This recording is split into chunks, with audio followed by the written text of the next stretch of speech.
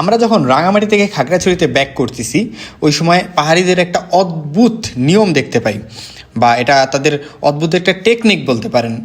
ঠিক আমরা যখন এই জায়গাটাতে পৌঁছলাম, এই জায়গার ঠিক বাম পাশে দেখেন এখানে কিন্তু অনেক ধরনের জাম্বুরা বা অনেক সাইজের জাম্বুরা এখানে স্তূপ করে রাখা আছে।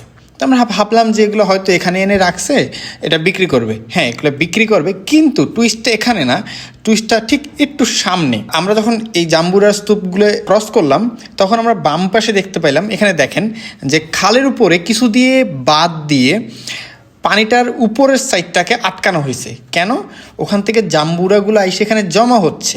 ঠিক টুইস্টটা এই জায়গাতেই যে তারা কি করতেছে, এই খালটার উৎপত্তি স্থল যেখানে, সেখানে জাম্বুরাগুলোকে ছেড়ে দিচ্ছে। এখান থেকে দেখা যায় 4 কিলোমিটার, 5 কিলোমিটার বা 7 কিলোমিটার দূর থেকে ছেড়ে দিচ্ছে। এগুলো এসে এই রাস্তার পাশে জমা হচ্ছে।